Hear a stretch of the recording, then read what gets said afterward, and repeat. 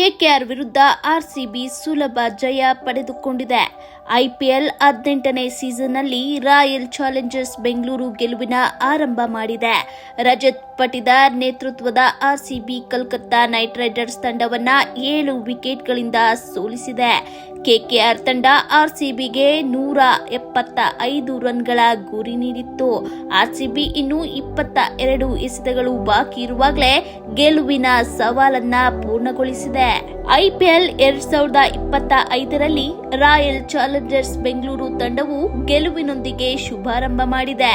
ಮೊದಲ ಪಂದ್ಯದಲ್ಲೇ ಆರ್ಸಿಬಿ ಅದ್ಭುತ ಪ್ರದರ್ಶನ ನೀಡಿ ಹಾಲಿ ಚಾಂಪಿಯನ್ ಕೋಲ್ಕತ್ತಾ ನೈಟ್ ರೈಡರ್ಸ್ ತಂಡವನ್ನ ಅವರ ತವರು ನೆಲದಲ್ಲೇ ಸೋಲಿಸಿದೆ.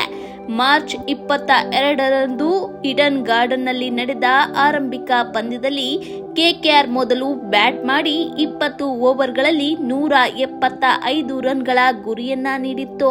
ಆರ್ಸಿಬಿ ಕೇವಲ 16.2 ಓವರ್ಗಳಲ್ಲಿ ಈ ಗುರಿಯನ್ನ ಬೆನ್ನಟ್ಟಿತ್ತು. ಈ ಮೂಲಕ ಆರ್ಸಿಬಿ 3 ವರ್ಷಗಳ ನಂತರ ಕೋಲ್ಕತ್ತಾ ವಿರುದ್ಧ ಜಯ ಸಾಧಿಸಿದಂತಾಗಿದೆ. ಇದಕ್ಕೂ ಮೊದಲು ಆರ್ಸಿಬಿ 2022ರ ಸೀಸನ್ನಲ್ಲಿ ಕೆಕೆಆರ್ ತಂಡವನ್ನ ಸೋಲಿಸಿತ್ತು. ಈ ಅದ್ಭುತ ಗೆಲುವಿನೊಂದಿಗೆ ಆರ್ಸಿಬಿ ಪಾಯಿಂಟ್ಸ್ ಪಟ್ಟಿಯಲ್ಲಿ ತನ್ನ ಖಾತೆ ತೆರೆದಿದೆ. 7 ವಿಕೆಟ್ಗಳ ಜಯ.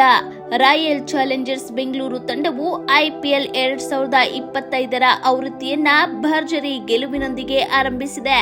ಬೆಂಗಳೂರು ತಂಡವು ಚಾಂಪಿಯನ್ ಕೋಲ್ಕತ್ತಾ ತಂಡವನ್ನ ಅದರ ತವರು ನೆಲದಲ್ಲಿ 7 ವಿಕೆಟ್ಗಳಿಂದ ಸೋಲಿಸಿ 2 ಅಂಕಗಳೊಂದಿಗೆ ಸೀಸನ್ ಆರಂಭಿಸಿದೆ.